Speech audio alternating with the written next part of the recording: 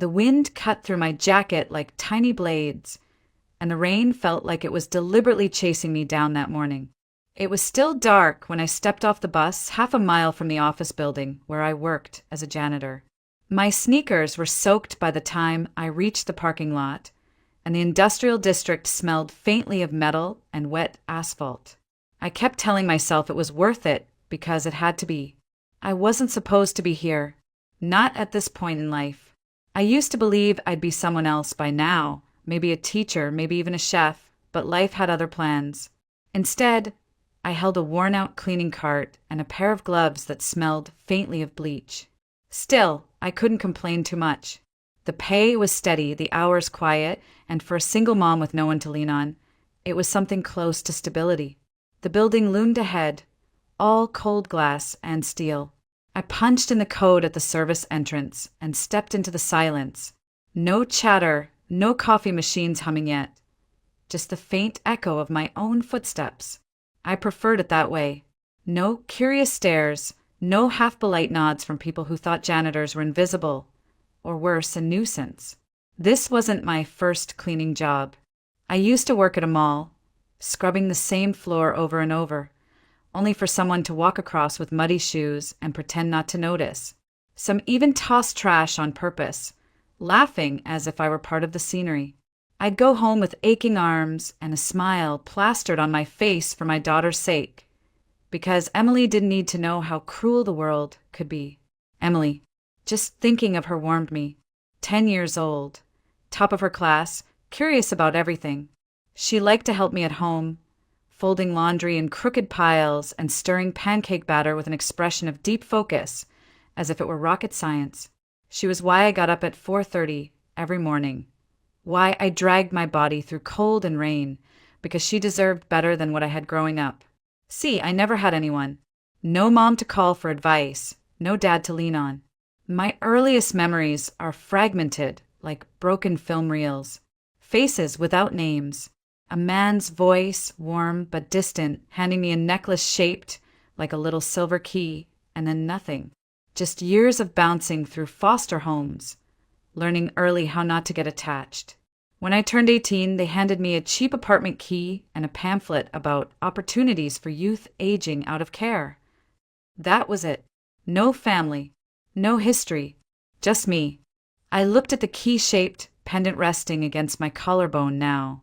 The same one from that vague memory. I never took it off. It was the only piece of my past I had, though I didn't know why I clung to it so much. Maybe because it proved someone once cared, or at least pretended to. The clock on the wall read 5:20 a.m. I had 40 minutes before employees started filing in, sipping coffee from overpriced cafes and tapping away on sleek tablets. I gripped the mop handle tighter and got to work. Soap, water, wipe, repeat.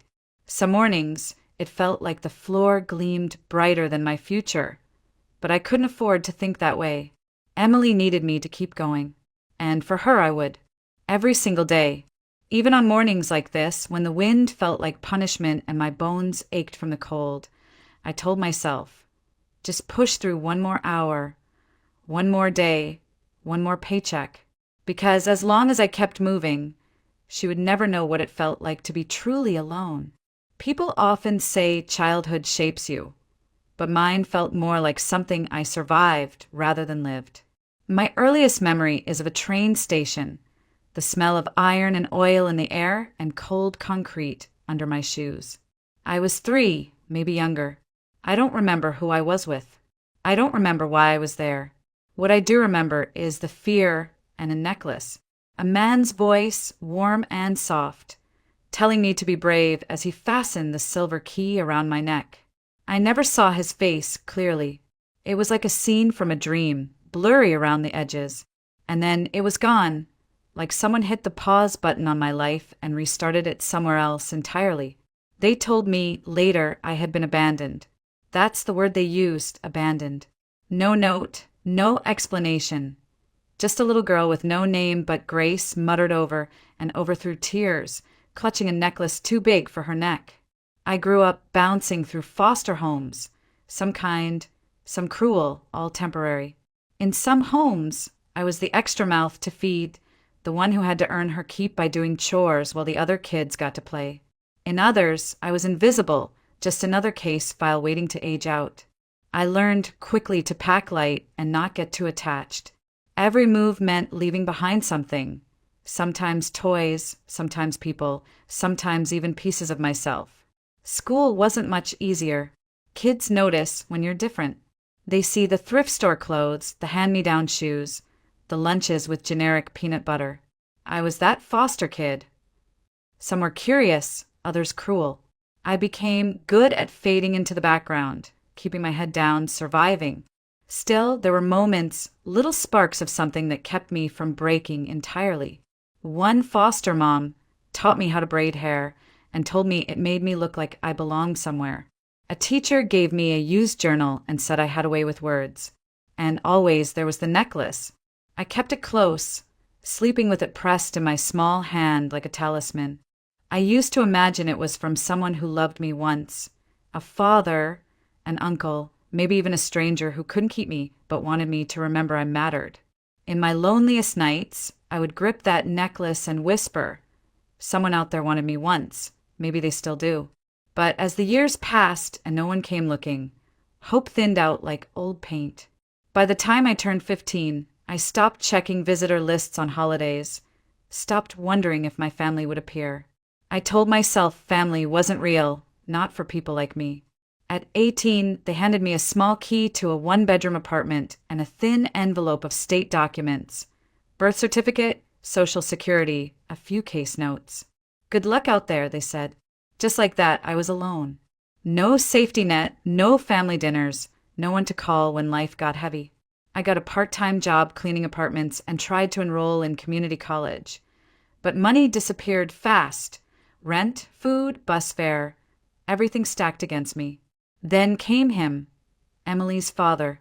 He was charming, said all the right things, made me feel like maybe I could be more than the girl who'd been left behind. But I was wrong. That, of course, is another story, one that would shape the next decade of my life. For now, all you need to know is that by 19 I was pregnant, alone, and desperately trying to figure out how to be the kind of mother I'd never had. And through it all, the necklace stayed on my neck. I didn't know who gave it to me or why, but I knew one thing for sure. I wouldn't lose it. Not ever. Because deep down, a part of me believed it was the only proof I'd once belonged to someone, and that maybe, just maybe, someone out there still loved me. He came into my life like a warm breeze on a cold day, and at first, I let myself believe he was different. His name was Ryan. He was funny, easygoing, and looked at me like I wasn't just another girl trying to scrape by. After years of feeling invisible, that kind of attention felt dangerous, and I didn't care. We met at a small diner near my apartment. I was waitressing part-time to keep the bills paid while still clinging to my dream of finishing school.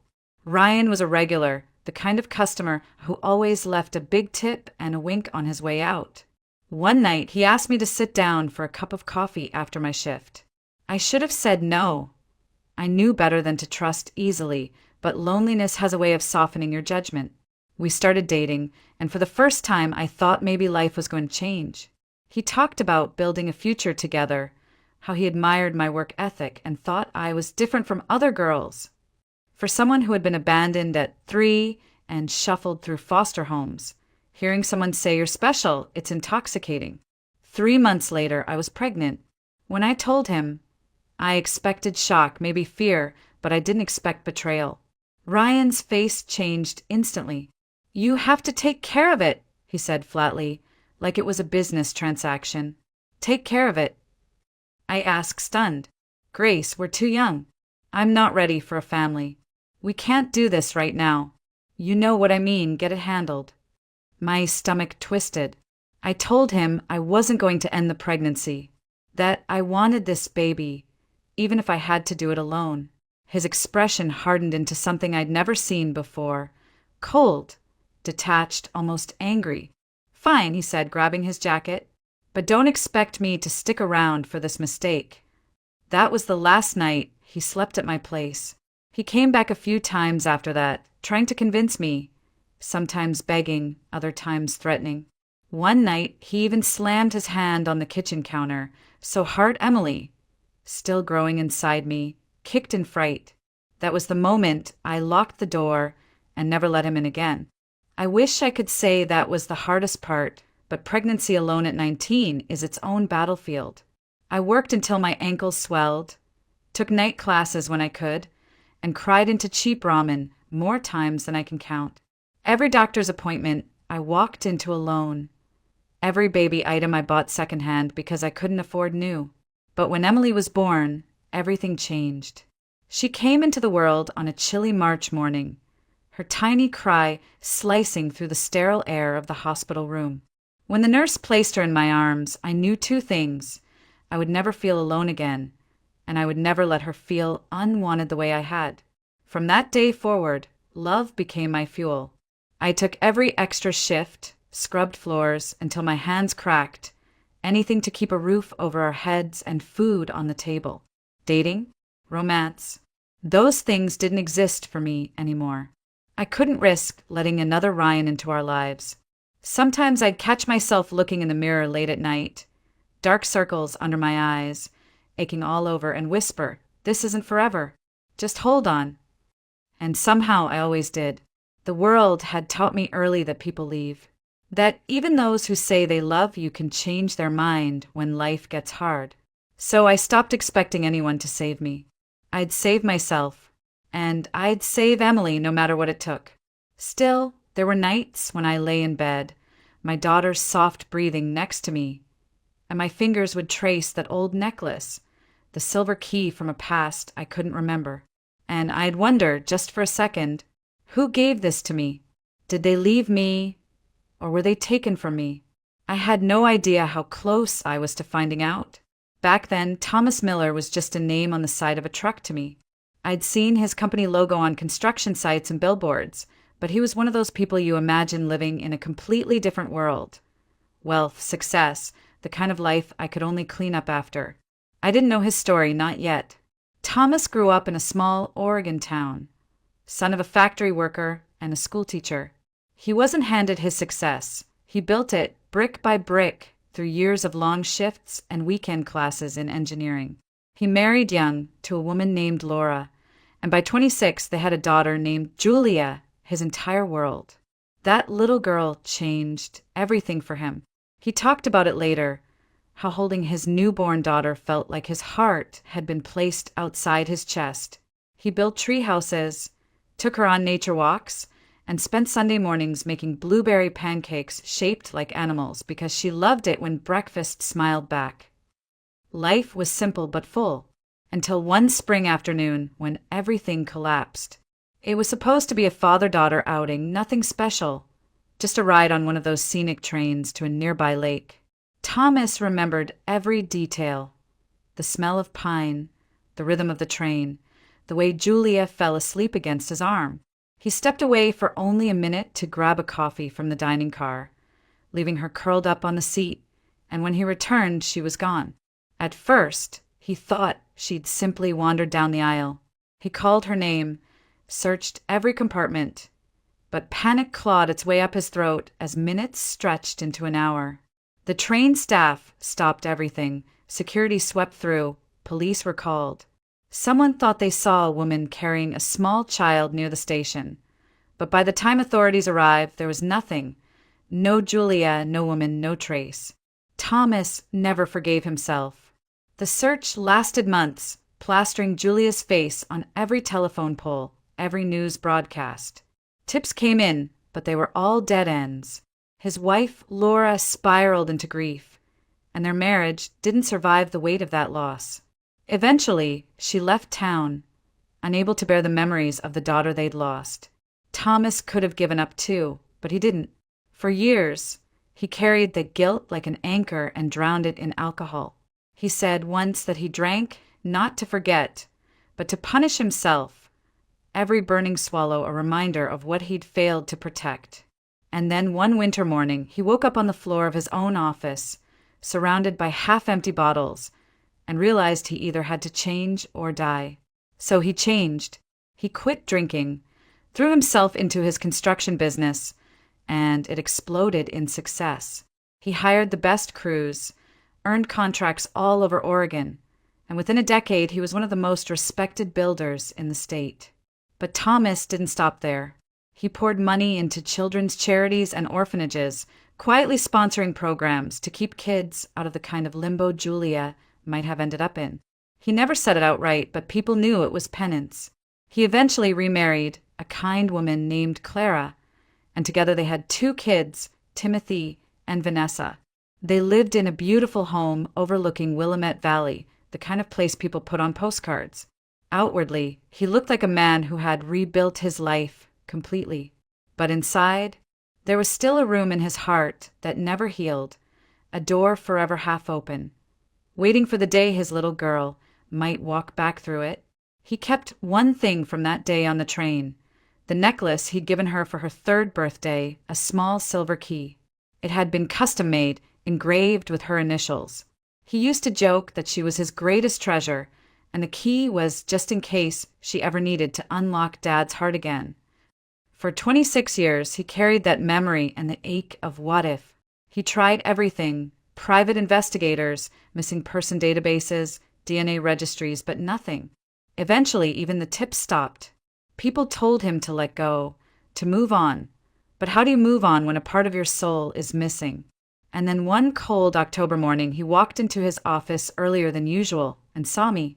I didn't know it yet, but in that moment, mop in hand, hair tied back, wearing an old hoodie, and my necklace resting against my collarbone, Thomas Miller's world tilted on its axis. That morning was no different from any other. I was halfway through wiping down the lobby floor when I heard the sound of polished shoes on marble. Nobody usually came in that early, so I straightened up expecting security. Instead, a tall man in a dark coat walked in, shaking off the drizzle from outside. He had that effortless confidence of someone who belonged in buildings like this, someone used to doors opening automatically for him. I recognized his face instantly, Thomas Miller. His picture was on half the company brochures I'd cleaned off coffee tables. "Morning," he said, his voice deep but calm. "Morning," I replied, gripping the mop handle a little tighter. I wasn't used to being noticed, not by people like him. He nodded politely and moved toward the elevators, but halfway there he stopped. His eyes dropped to my chest. No, not like that. He was staring at my necklace. "That pendant," he said quietly. "Where did you get it?" My fingers instinctively went to the small silver key that always rested just above my collarbone. "I've had it for as long as I can remember," I said, confused by his sudden interest. Something flickered across his face. Shock. Then something softer, like pain. He stepped closer, his voice careful. "Who gave it to you?" I don't know. It's from when I was a kid." "Why?" He hesitated, studying me like I was a photograph he'd lost decades ago. "It looks exactly like one I had made for my daughter." His voice caught slightly on that last word, and for a second I saw something raw in his eyes. I didn't know what to say. People don't usually connect janitors and CEOs over sentimental jewelry. I forced a small laugh. "Well, guess keys are popular shapes, right?" But he didn't laugh. "Does it have any markings?" I hesitated, then flipped the key over. Tiny, almost invisible initials were engraved on the back, JM. I'd always assumed they were decorative. Thomas's face drained of color. "Those are my daughter's initials," he whispered. The room seemed to still. The only sound was the faint hum of the air conditioning and the pounding of my heart. "I think there's some mistake," I said quickly, stepping back. "I grew up in foster care. I don't know who my parents were. It's just something I've always had." But he didn't look convinced. In fact, he looked like a man standing on the edge of something life-altering. "What's your name?" he asked quietly. "Grace," I said, my voice sharper than I intended. "Grace Miller." His breath caught. "Miller, you kept the name?" "What?" I frowned. "No, that's just a coincidence. Miller is common. It doesn't mean anything." He looked like he wanted to say more, but the elevator chimed, breaking the strange silence. He straightened, but his eyes never left me. I'm sorry, he said finally. I didn't mean to upset you. It's just that necklace. It's exactly like one I gave my daughter. She was 3 when he stopped, shook his head. Never mind. Have a good day, Grace. And just like that, he was gone, leaving me standing there gripping the mop like a lifeline. The rest of my shift, I couldn't stop touching the necklace. I'd always felt connected to it, but now I couldn't shake his expression, that mix of recognition and grief. It shouldn't have mattered. I didn't know him, and I certainly wasn't his daughter. My life was simple, ordinary, and I liked it that way. But when I got home that evening, Emily noticed me staring at it and asked, "Mom, why do you look sad?" I smiled and kissed her forehead. "I'm not sad, sweetie, just thinking." What I didn't tell her was that Thomas Miller's eyes had unsettled something deep inside me. For the first time in years, I wondered if the past I'd tried so hard to forget was about to come rushing back. For the next week, I tried to convince myself it was nothing, just an odd coincidence. A key-shaped pendant, some initials, a man with a tragic past who saw what he wanted to see. That's all. People project their pain onto strangers all the time, right? But Thomas Miller didn't let it go. 2 days after that morning, I found him waiting by the service entrance as I arrived for work. He was holding a coffee cup and wearing an expression I couldn't read. Half hopeful, half terrified. "Grace," he said, like we were already familiar. "Do you have a few minutes to talk?" I stiffened. "Mr. Miller, I really need to start my shift." "It's important," he said gently.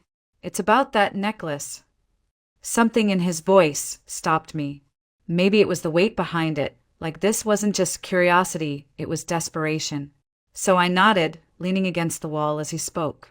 "My daughter disappeared 26 years ago," he began, voice low. "She was 3 years old.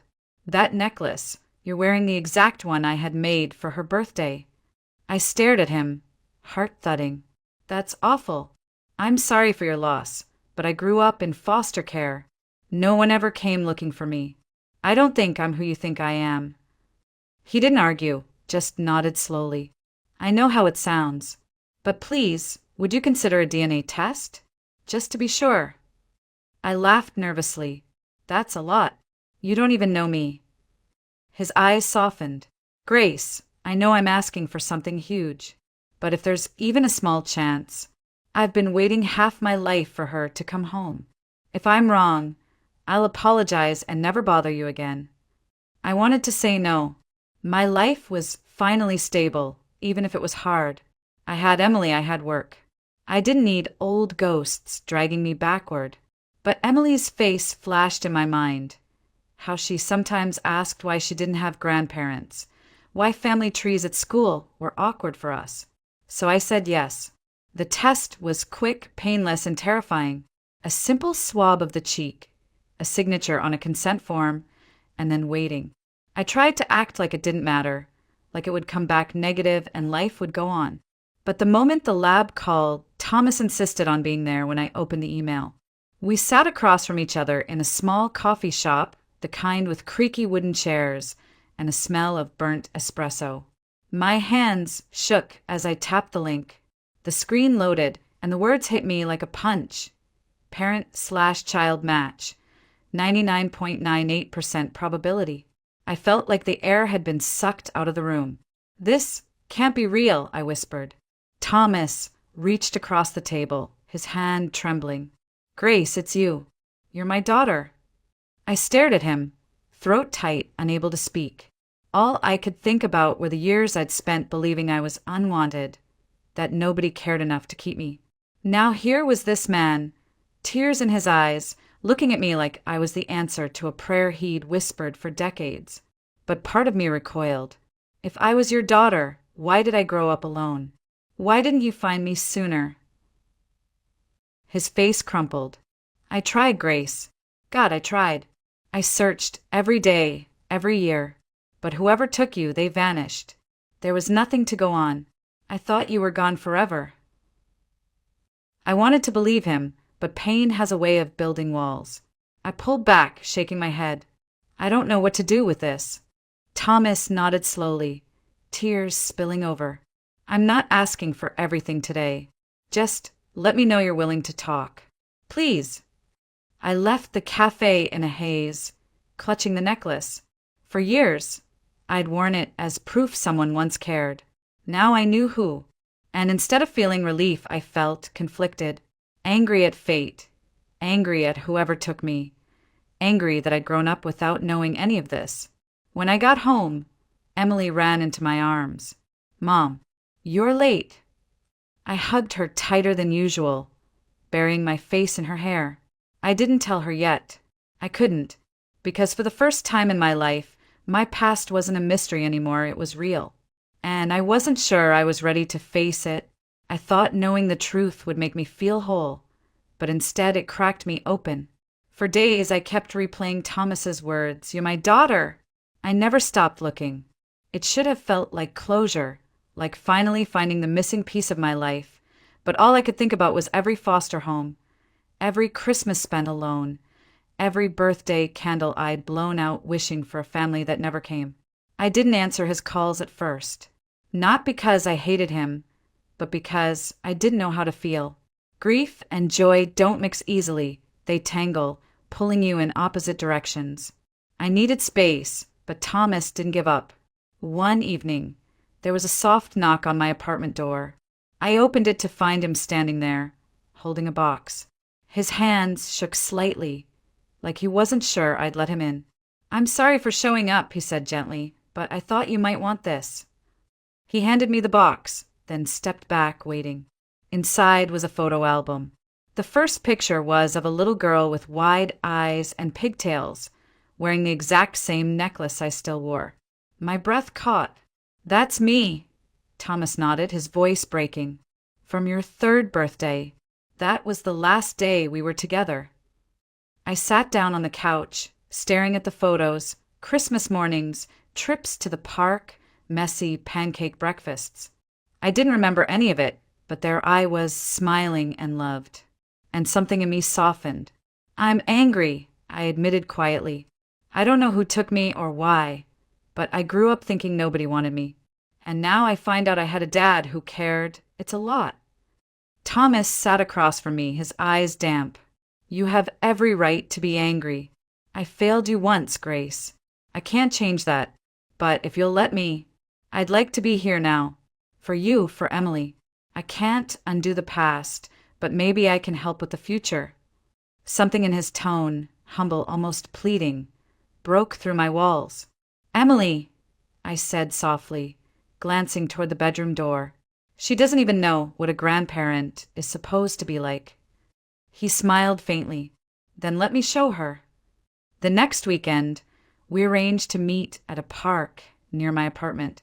I was nervous, half expecting it to feel forced or awkward. But the moment Emily saw Thomas, something clicked. Kids have a way of knowing who's safe. She walked up to him, curious, and asked, "Are you really my grandpa?" Thomas knelt down, his voice soft. "If you'll have me, sweetheart, I'd be honored to be your grandpa." Emily grinned and hugged him like she'd known him forever.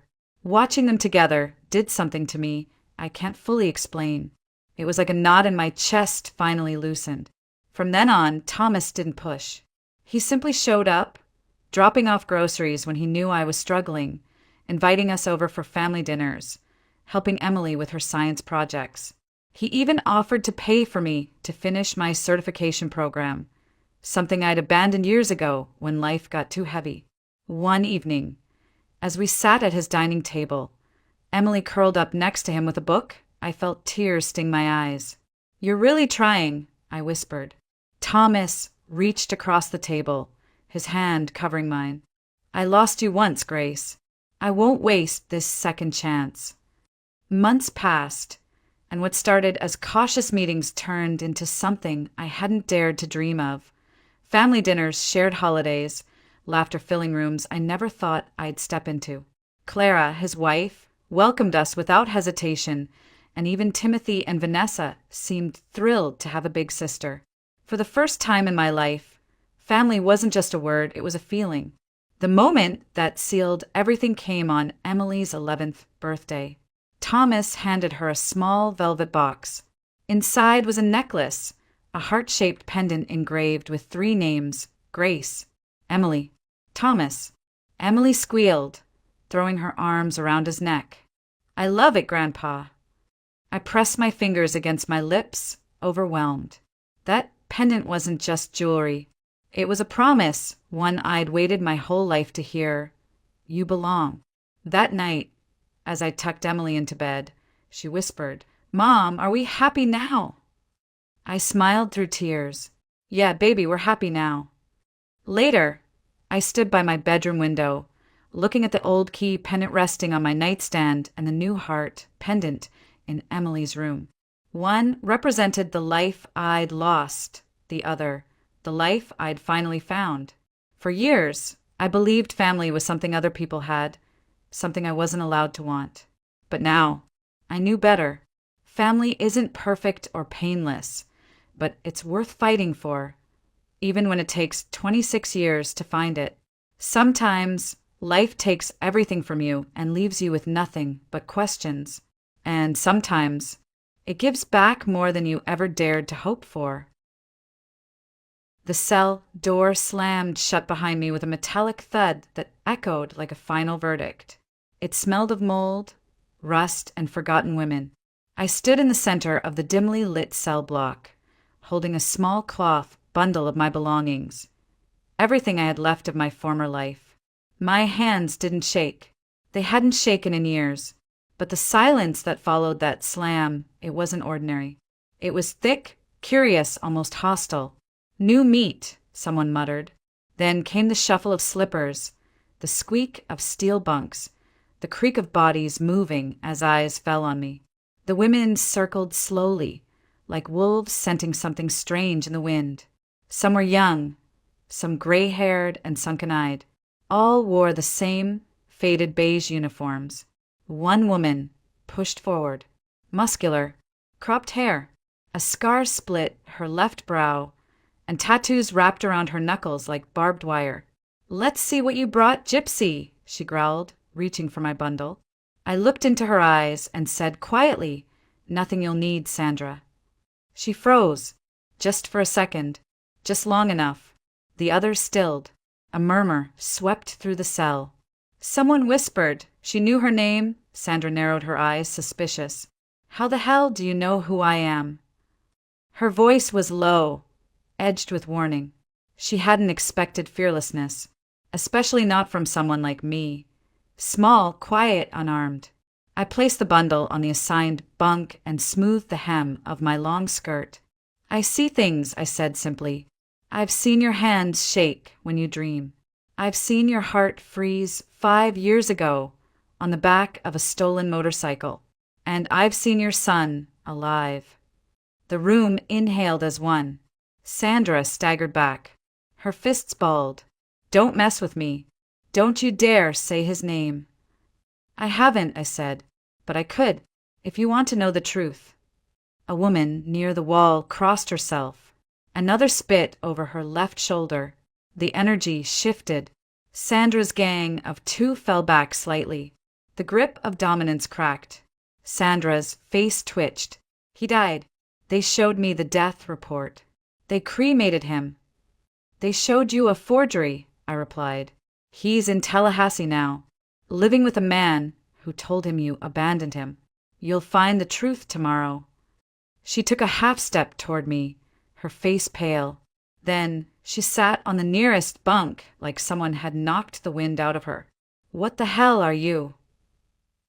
"I'm Luna," I said, sitting down. "And I was raised to see what others can't. My grandmother called it a curse. I'm still deciding." The cell was quiet for a long time. No one dared test me after that, at least not for the rest of the night. They watched me from across the room like I was radioactive. And maybe I was. It wasn't the first time I'd broken a silence just by being there. But this place, it was different. Heavier. Older. Like the walls themselves remembered everyone who had screamed inside them. I laid down on the thin mattress, hands folded beneath my head. Above me, a single light buzzed faintly, casting a dull glow. It flickered once, twice, then held. And I thought of her grandmother of Dokia, the one who once told me, "You'll walk into places where souls rot, and if you're not careful, yours will rot too." I didn't sleep. I never slept the first night. Somewhere down the hallway, a woman began to sob. Somewhere else, someone whispered a prayer. I just lay there, staring at the ceiling, listening to the sounds of grief settling in like fog. I whispered to the shadows, "Tomorrow someone will scream." And I was right. By morning, the silence had changed. No one said it, but I could feel it in the way they passed by my bunk without a word, in the glances they thought I didn't catch. There wasn't hostility anymore, only caution and something close to wonder. Sandra didn't speak to me, but she didn't threaten me either. She just watched. From her bunk, from the corner of her eye, from behind that cracked mask of defiance, like she was waiting for me to say more. I didn't. Not yet. Instead, I folded my blanket the way grandmother had taught me. 3 times, edges inward, corners tucked. It was a ritual, one of many that kept me grounded when the world tried to tear me apart. Was it real? A whisper came from the bottom bunk across from me. The voice was barely audible, but I caught it. A girl, no older than 20, eyes swollen from nights of crying. "What you told Sandra, was it real?" I looked at her. "Does it matter if you believe me?" She hesitated. "It does to me." I nodded slowly. Then yes, it was real. Her eyes filled with something that wasn't quite trust, but wasn't fear either. Something in between. Later that day, I found a scrap of bread left near my bunk. No note, just a gesture. In prison, kindness is the rarest currency. That night I sang. Not loud, not for attention, just a whisper of melody passed down for generations. A lullaby in Romani tongue, the same one my grandmother sang when the nightmares wouldn't leave me alone. Sov shivari, sov toot, o devil tuk, brigadel. They didn't understand the words, but they felt them. Even the hardest women, the ones with tattoos of snakes and names inked across broken hearts, went still. I kept singing, not for them, but for the ones they'd lost. Some closed their eyes. Some turned their faces to the wall. I saw tears. Real ones. The kind that burn when they come up from places you haven't touched in years. When the song ended, no one clapped. No one spoke. Sandra's voice broke the silence. "You sing like you've buried 100 people." I looked up at her, more than I care to count. She leaned back on her elbows. "That's a damn shame." "Without sorrow," I said, "there's no joy. Same way there's no light without night." She didn't respond, but she didn't argue either. And that was enough. Lights out came fast. The alarm buzzed, and the dull glow overhead flicked off like someone pulling breath from the room. I lay on my back, eyes open, heartbeat steady. I heard someone whisper, "Good night, Luna." It wasn't just a word. It was an opening. The next morning, the guards came for me. "Alvarez, warden wants to see you." Whispers rippled through the cell block. They always did when someone got called upstairs. But with me, there was a different kind of tension in the air. A sense of something coming, heavy and unnameable. Sandra looked at me as I stood. "You're not coming back, are you?" I met her gaze. "Do you want me to?" She looked away. I didn't say that. I gave her a faint smile. "Then maybe I will." And just like that, I walked out, escorted by 2 silent guards through corridors that smelled of bleach and cold steel. My steps didn't falter. I'd been here before, not this prison, but this moment. The moment before something begins. Or ends. And I knew this wasn't the end. It was only the beginning. They took me up 3 flights of iron stairs that groaned beneath our steps, past locked doors and echoing hallways until we reached a corridor that smelled less like bleach and more like paper and old regrets. A brass plate on a wooden door read, "Warden Andrew Beckett." The guard knocked twice. "Come in." The voice was calm, clipped. Military, I thought. The door opened and I stepped inside. The room was neat, too neat. Thick curtains filtered the light into something gray and sterile. A filing cabinet stood at attention in the corner. Framed certificates lined the wall behind his desk, along with a faded photo of a woman and a child. He sat straight-backed, hands folded, watching me. He didn't say anything at first. I didn't either. His uniform was flawless. Dark blue, pressed to perfection. The only sign of wear was in his eyes. Steel gray, exhausted, and behind them, pain boxed up and hidden with a soldier's discipline. He motioned toward the chair in front of him. Sit. I did. You're Luna Alvarez. I am. He opened a manila folder on the desk. Pending trial. Fraud, manipulation, spiritual deception. Accused of taking advantage of vulnerable individuals under the pretense of fortune-telling and emotional healing. Multiple complaints across 3 states. He looked up. Are you a fraud, Ms. Alvarez? No, I said softly, but people are frightened by things they can't explain. He studied me like I was a puzzle he didn't ask to solve. You've caused quite a stir in Block C, particularly with inmate Sandra Knox. I met his gaze. She deserved the truth. You told her her son is alive. Because he is. His fingers tapped once on the folder. And how would you know that? Because I see what others miss, I replied.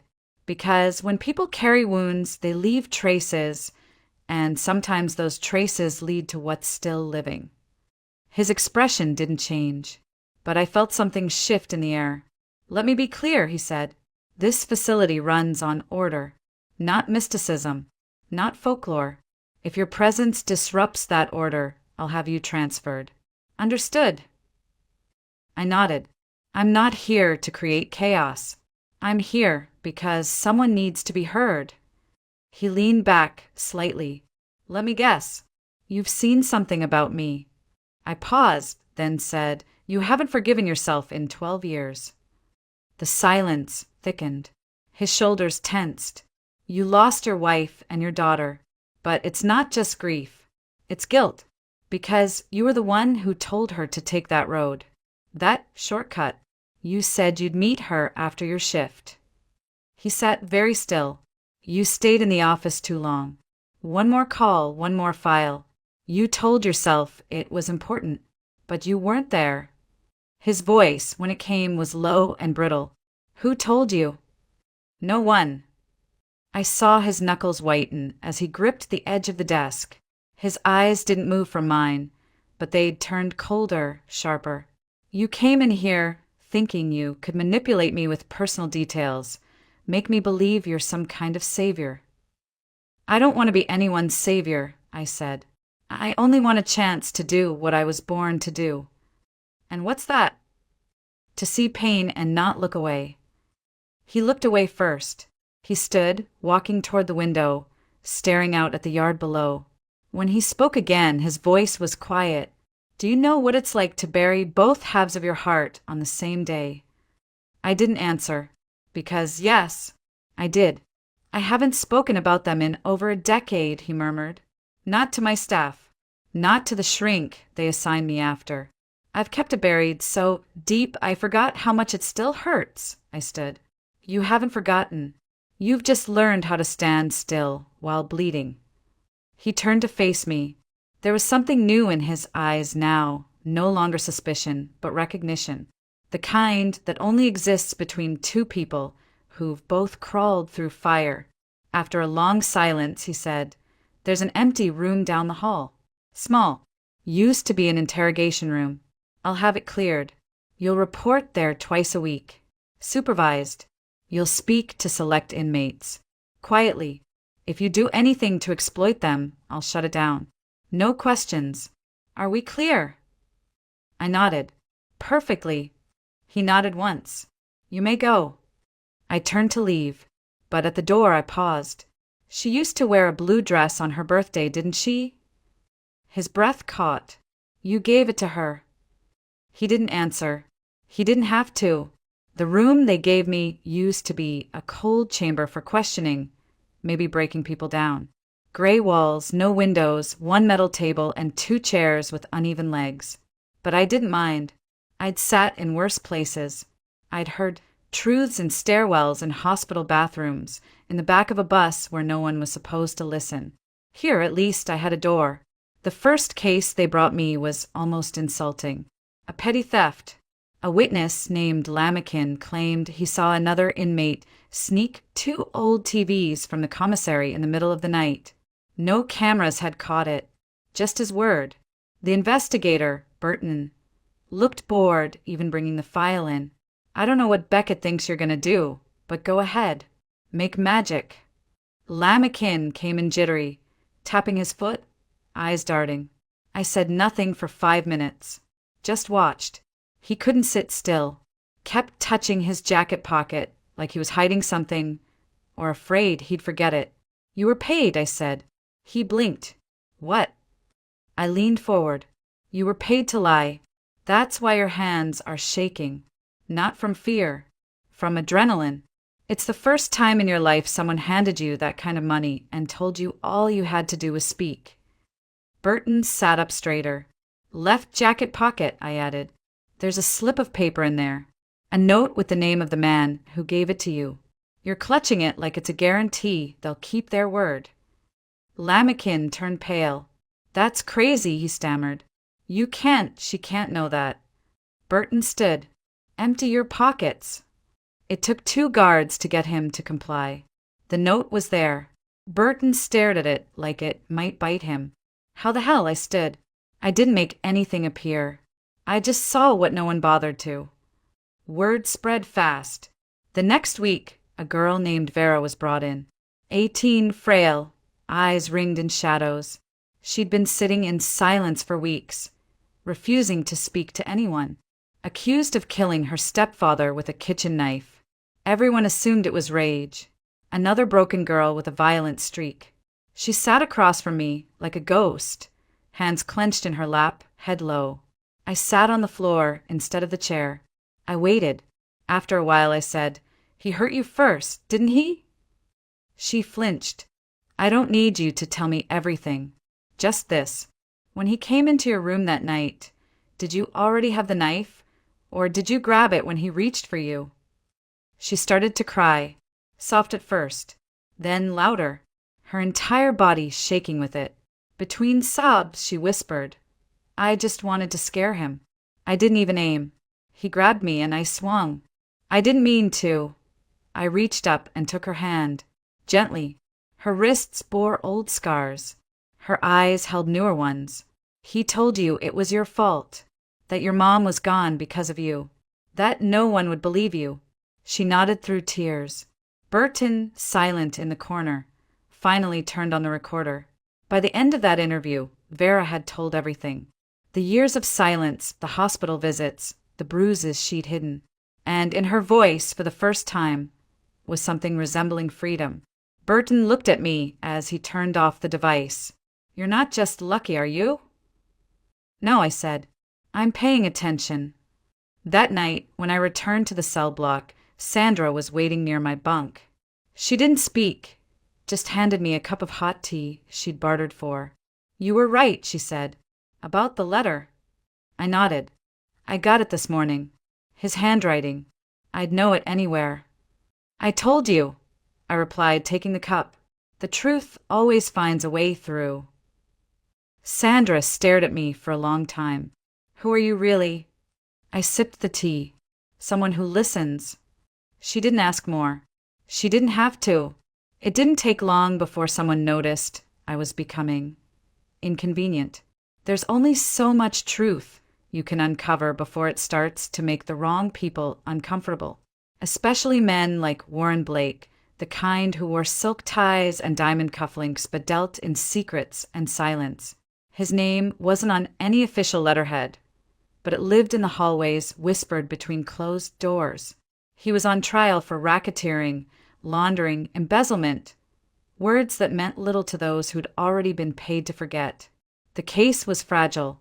One misplaced thread could unravel years of protection, and I was a threat to that thread. I heard his name, first from Warden Beckett, muttered like a warning. Stay out of Blake's affairs, Luna. He's not like the others. He doesn't threaten. He erases. But it wasn't me he came for first. It was Victor Hayes, Deputy Warden, Beckett's longtime second. A man with gray around his temples and tired eyes that softened when he spoke about his daughter, Masha. She was 12, diagnosed last year with an autoimmune disorder that no insurance would touch. The only treatment available was experimental, expensive, and out of state. Hayes had already mortgaged the house, emptied retirement, sold the family car. It wasn't enough. I saw it before anyone told me. His steps got heavier. He stopped wearing his wedding ring. His coffee sat untouched on the table outside the infirmary. One evening, I saw him standing in the hallway outside my room, staring through the glass like he'd already buried something. He didn't speak. He didn't have to. The next day, an anonymous complaint arrived in Warden Beckett's office. It accused me of manipulating inmates, sowing fear, exploiting vulnerable women with psychological games. The language was cold, deliberate. Every sentence designed to plant doubt, to isolate me. Victor delivered it himself. He couldn't look me in the eyes. Later that night, Beckett called me in. He dropped the folder on the table. His jaw was tight. Do you know where this came from? I don't need to, I said. But you do. His silence was an answer. Victor has a daughter, I added. And Warren Blake has more money than he'll ever need. That's all you really need to know. Beckett rubbed his face with both hands. He was my friend. We've worked side by side for 20 years. Then don't hate him for breaking. Hate the system that gave him no other choice. He looked up. Is it true what they say about you, Luna? That you see things? I nodded. Only what people try hardest to hide. He was quiet for a long time. Then he stood. Stay away from anything involving Blake. That's not a request. I didn't answer, because I couldn't. 2 days later, I found Victor Hayes alone in the chapel, sitting in the back pew with his head in his hands. I didn't speak. I just sat beside him. The silence was safer than anything I could say. He broke it first. She's getting worse, he whispered. And Blake offered everything. Treatment, flights, a private room. All I had to do was make sure you're removed. Not hurt. Just gone. I know, I said. He turned his face toward me. Red-rimmed eyes. You're not angry? I'm sad, I replied. For you. For her. For what we all become when the world doesn't give us a way out. He stared at the altar. Do you think God forgives choices like this? I think the God you're talking about already cried for you. He didn't speak again. When I left, I didn't feel triumphant. I didn't feel righteous. I felt cold, because now I knew that Warren Blake had taken notice, and he wouldn't stop with threats. He would come for me next. But I also knew something he didn't. He wasn't the only one who could see in the dark. I never asked for access to the archive. Beckett offered it himself. It's where cases go to die, he said, but sometimes you can hear them breathe. It was buried beneath the East Wing, an old filing basement with flickering lights and the scent of rotting paper. I spent hours there, alone with the past, tracing the outlines of forgotten names and lives that never made it past sentencing. I didn't know what I was looking for, until I found it. My hand stopped on a dusty, brittle folder. Case number 127/75. The ink was faded, but the name wasn't.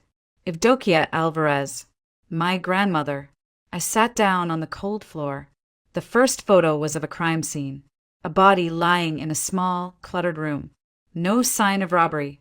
Multiple stab wounds. Cause of death, exsanguination due to internal bleeding. There was a single line in the summary. No suspects identified. Case closed due to insufficient evidence. But it wasn't just that. At the bottom of the page, beneath the seal of the state, was a signature. One that made my stomach turn cold. Captain Ivan Beckett. My breath caught. I read it again and again. It didn't change. The father of the man who now trusted me. The man who gave me this room. The man who looked at me with eyes full of pain inherited from a silence deeper than either of us had realized. I sat there, unmoving, staring at that name as if it might rewrite itself. It didn't. Later that night, Beckett found me still in the archive, sitting cross-legged on the floor, the file spread before me like a funeral. "You found something," he said. I turned the folder toward him. He scanned the page. His mouth opened, then closed. "My father!" "He was the one who closed the case," I said. "No suspects. No follow-up. It was shelved within a week." He backed away a step, like the file had burned his hands. I had no idea. He never told me, because he was ashamed. Beckett sat heavily on a metal stool near the wall, his hands gripping his knees. I thought he was just tired, bitter, but sometimes when he drank too much, he'd say things about orders he shouldn't have followed, people he couldn't save. Maybe he meant her. I knelt beside him and placed a photograph in his hands, one I kept folded inside the folder. In it, my grandmother stood beside a group of uniformed officers. In the corner, barely visible, was a young man in a military coat with Beckett's chin and his tired eyes. "That's him," he whispered. "Jesus Christ, that's him." "She helped him once," I said. "When he was younger. He came to her in desperation. She saved someone in his family. And then, years later, someone ordered him to bury her truth." Beckett's jaw clenched. "If he knew something, if he was protecting someone, he didn't have a choice," I said gently. "You know how that works better than anyone." He stared at the photo for a long time. Then he looked at me. "What do you want from me, Luna?"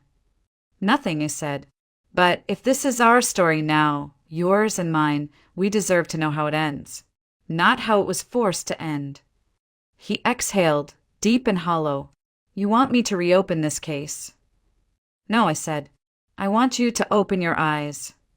For the first time, he looked not at the folder, not at the photo, but at me. And in his expression, I saw something shift. A weight shifting shoulders, a burden reshaping into responsibility. He stood, picking up the file with both hands. "Come with me," he said. "There's someone I need you to meet." I followed him out of the archive and into the next layer of the past neither of us could run from anymore. The meeting room was cold.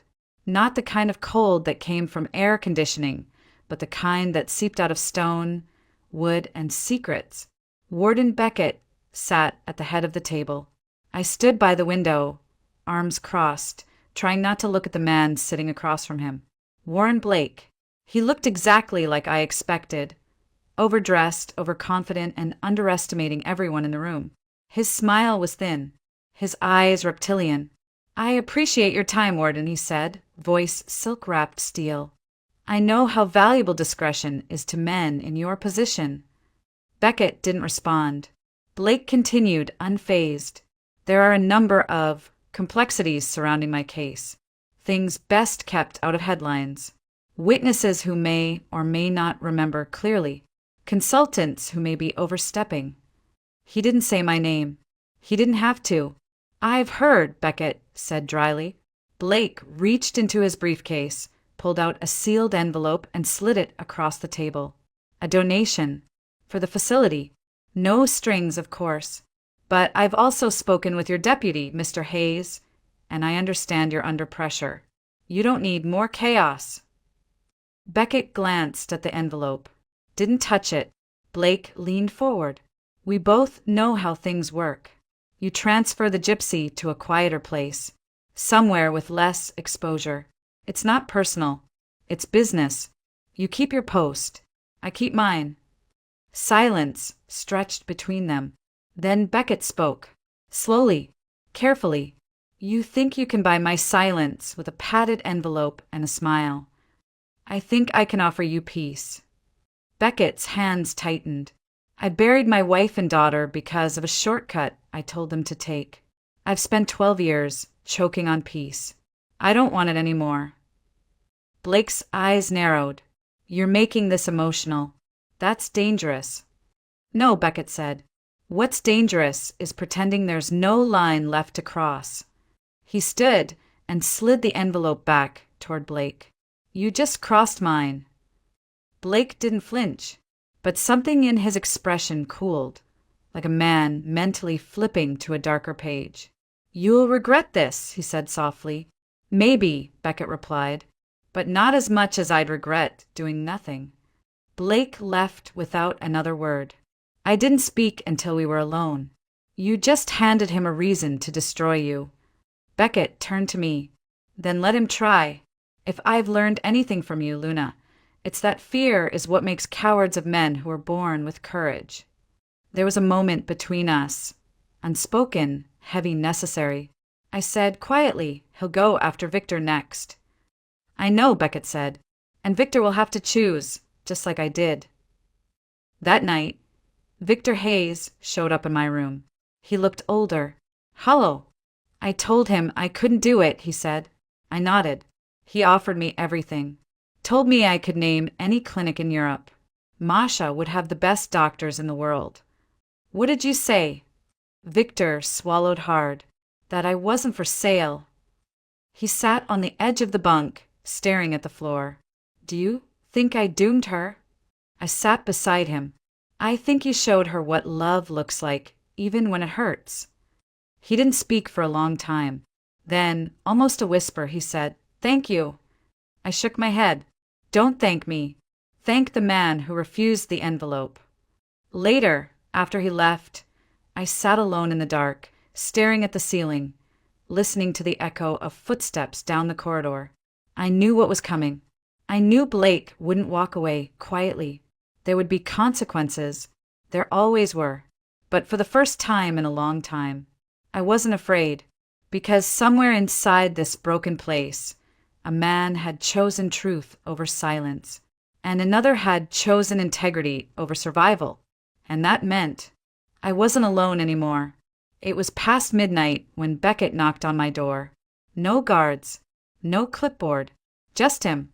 He looked tired, not in the way a man looks after a long day, but the way someone looks when they've finally stopped pretending, like he'd laid down a burden so heavy, even his bones had started to breathe again. "I can't sleep," he said simply. I nodded and stepped aside. We sat across from each other at the small metal table. The overhead light buzzed, casting shadows that danced between us. Beckett placed a folded piece of paper on the table. "It's her handwriting," he said. "Your grandmother. I found this in my father's old desk." My hands trembled as I unfolded it. It was a letter, brief, blotched with age and grief. It spoke of a girl she had sheltered, a powerful man whose son had hurt someone, how she was warned to stay quiet, and how she refused. "She died 3 days after writing this," Beckett said. "I think my father kept it because he couldn't throw her voice away." I traced the loops of her script with my finger, imagining her hunched over the kitchen table, knowing full well what might come next, and writing anyway. "She never wanted revenge," I whispered. "Only truth." Beckett nodded. "Maybe that's why it took me so long to get here. I spent most of my career believing justice was something you measured with rules and chain of command. Turns out it's messier than that." "It's always been messy," I said, "but that doesn't make it meaningless." He looked at me, really looked. "You've changed this place, these women, me." "I didn't set out to," I admitted. "I just didn't know how to keep quiet anymore." There was silence for a long while. Not uncomfortable, just full. Then Beckett asked, "Do you ever wonder what your life would have been like if she'd lived?" "All the time," I said. "But then I remember, if she hadn't died, I wouldn't have learned how to survive. And if I hadn't survived, I wouldn't be here. Do you believe in fate?" I shook my head. "But I believe in people." He leaned back, exhaling. "My father, he wasn't a good man, but I think he wanted to be." "We all want to be," I said. "That's the part that matters." Beckett stood, slowly, pressing both hands on the table as if anchoring himself. "I'm going to reopen her case," he said. "Officially. It'll bring heat, blowback, maybe worse." "I know. You'll be named, called a fraud, an inmate manipulating a grieving warden. I can take it. He looked at me again, this time not as a prisoner, not even as a witness, but as an equal.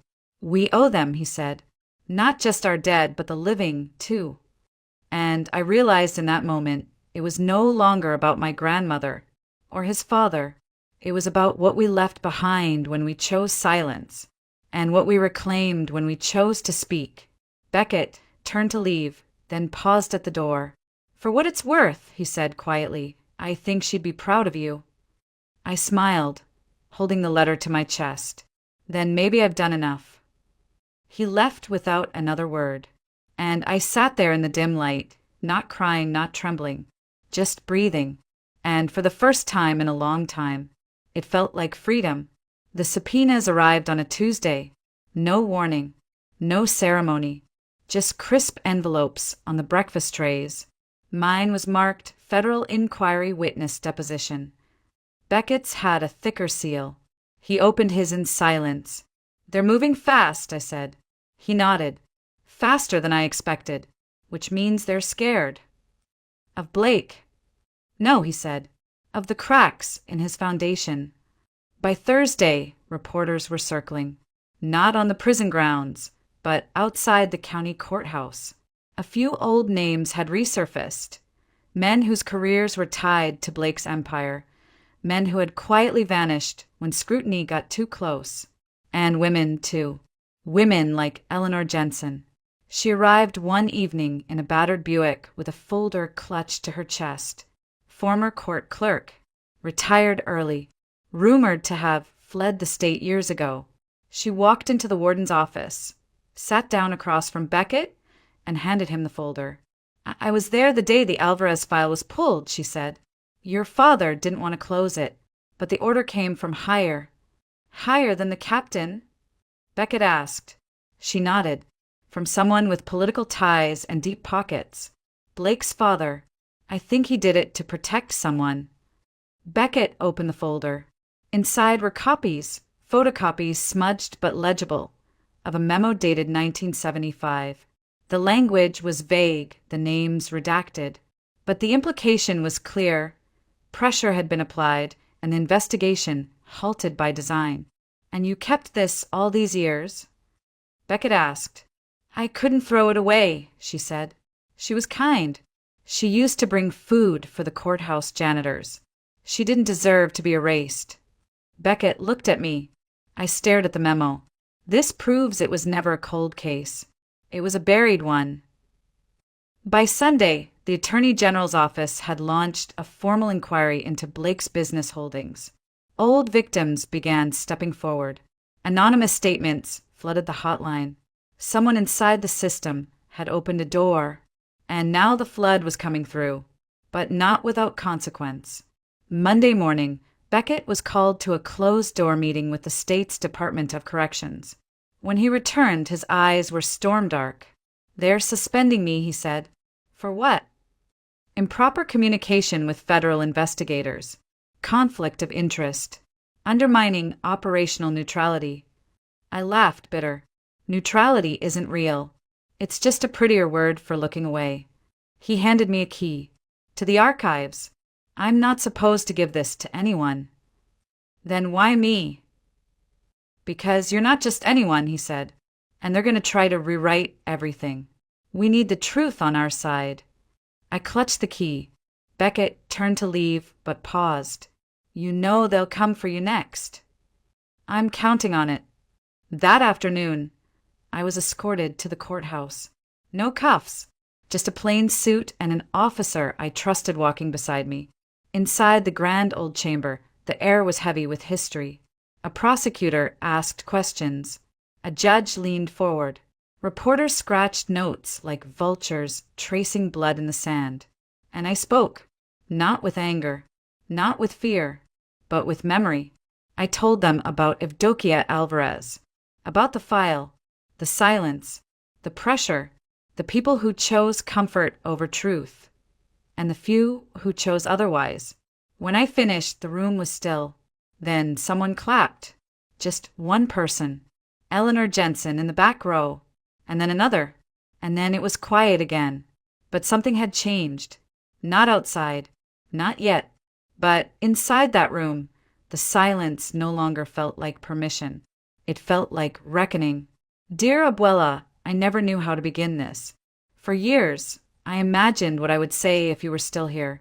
If I could sit across from you, hold your hand, listen to your voice again. But maybe this is better. Maybe some truths are only meant for silence and ink. They reopened your case. That alone feels surreal to write. It's no longer a number buried in a drawer. You have a name again, a voice again, and people, real people in power, are finally listening. The man who helped make it happen, his name is Andrew Beckett. His father signed the order that sealed your truth, but the son opened it again. I think you would have liked him. He's stubborn and guarded, but he listens, really listens. He once told me that he buried his family under the weight of one decision, and now he's trying to dig himself out, not by forgetting, but by making it right. I've learned a lot from him, but mostly I've learned from you. I used to think your story ended in that cold report, a victim, a statistic, but now I see it differently. You weren't just the woman who was silenced. You were the woman who chose not to stay silent, who risked everything to protect someone else. And because of that, I'm still here. Because of that, I get to speak. There are still people who doubt me, people who call me names. Gypsy, con, manipulate. They think that truth only belongs to those born into power. But I've learned something powerful lately, Abuela. Truth isn't about who says it. It's about who's willing to carry it, even when it costs them everything. Victor is doing well.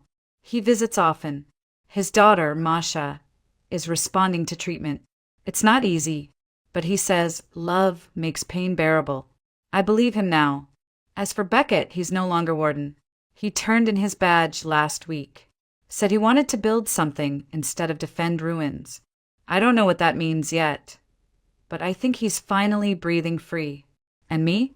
I'm writing. Not just letters to the dead, but stories for the living.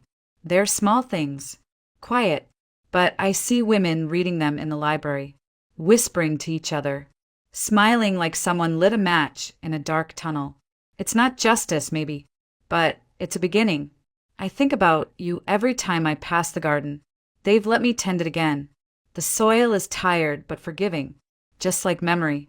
The other day I planted sunflowers, the big kind, the ones that always look for light, even when the sky forgets them. I like to think you'd understand that. This isn't closure, Abuela.